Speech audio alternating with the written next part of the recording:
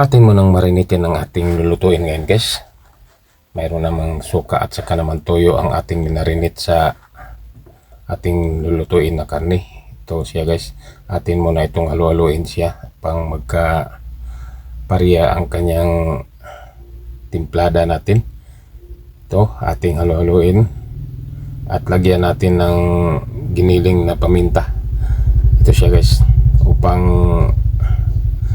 masarap ang ating minarinit. Lagyan natin ng giniling na paminta. At ngayon, atin ang ilunod ang ating mga lamas. Atin unang ginisahin ang ating mga lamas natin. Ito, medyo pula naman ang ating lamas. Atin ang ilunod ang ating minarinit na karne.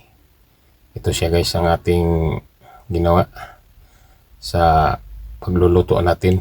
Proseso sa pagluluto. Kahit lutong bahay lang ito, guys, kailangan na susundin natin ang proseso sa pagluluto natin pang masarap ang ating niluluto.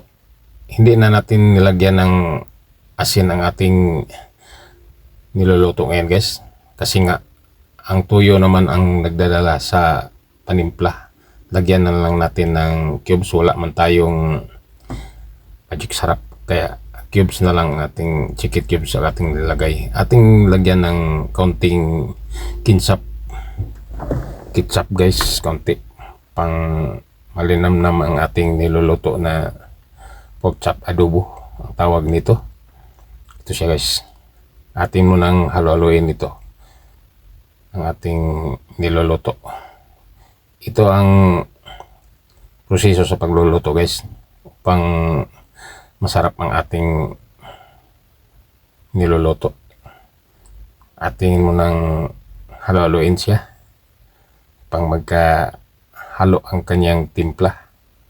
Ito siya, guys, timplada na ito siya, guys. Insakto ito sa panimpla natin.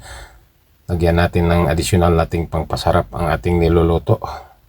Hindi na tayo gumamit ng asin kasi nga tuyo na lang ang nagdadala sa panimpla natin, at saka naman may suka ito. Ito siya, guys, ang proseso sa pagluluto kahit lutong bahay lamang.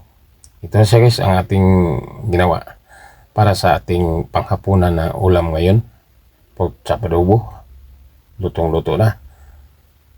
Huwag kalimutan i-follow, like and share sa aking Facebook page.